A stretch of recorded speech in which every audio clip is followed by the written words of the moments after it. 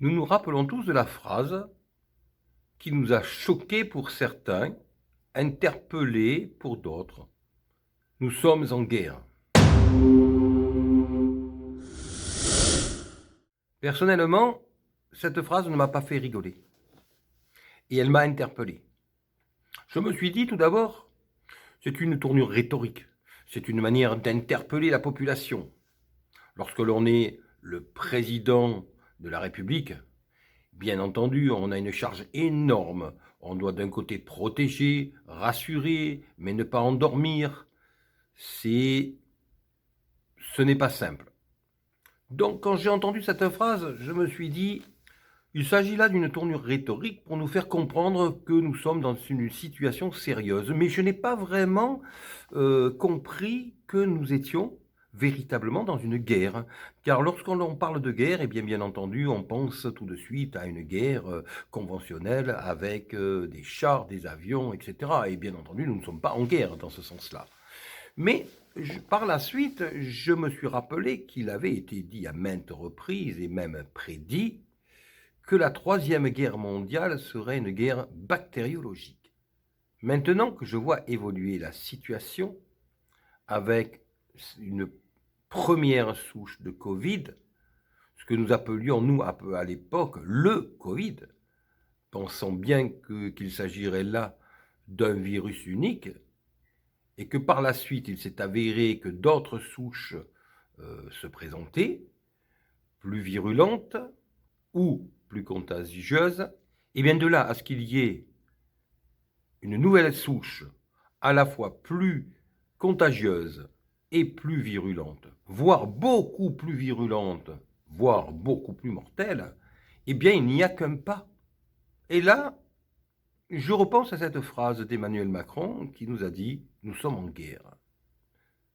Et je repose la question, s'agissait-il d'une tournure rhétorique ou s'agissait-il d'une réalité qui nous a communiqué tout simplement en toute honnêteté et dont nous n'avons peut-être pas saisi l'importance, la profondeur.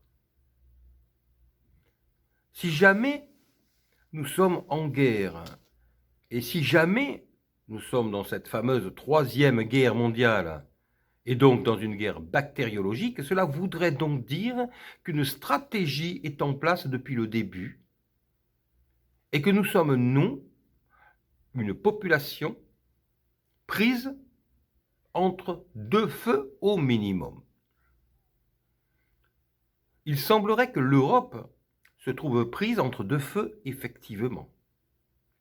Et il semblerait que s'il y a une stratégie, cette stratégie soit en place depuis bien avant que les événements se déclenchent, que des populations aient été préparées mieux que d'autres n'aient pas été préparées du tout, et que d'autres, comme nous, aient le potentiel à se préparer, même après coup, pour faire face au mieux, alors que d'autres n'auront pas ce potentiel.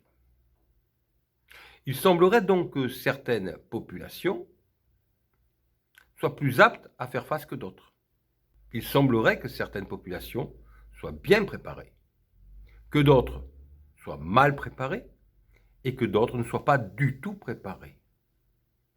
Cela veut donc dire que si à l'échelle planétaire, un virus à la fois très contagieux, très virulent et particulièrement mortel se répandait sur la surface de la Terre, et qu'imaginons 80% de la population mondiale soit éradiquée.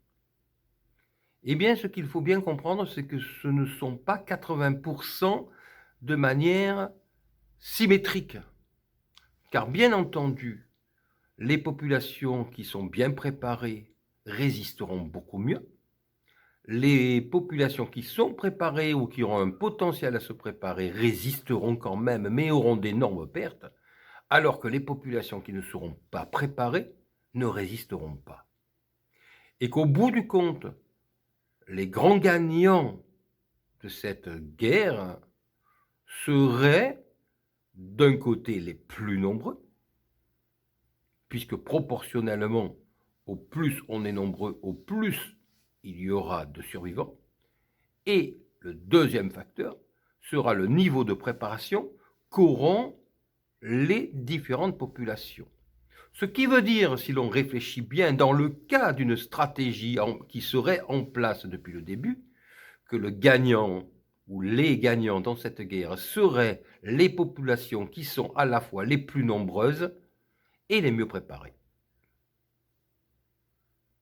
Si ce qui nous a été dit est une réalité, si nous sommes effectivement en guerre, eh bien, nous sommes donc effectivement rentrés dans une logique de troisième guerre mondiale qui se déroulera, et ce sont les plus nombreux et les mieux préparés qui seront les vainqueurs.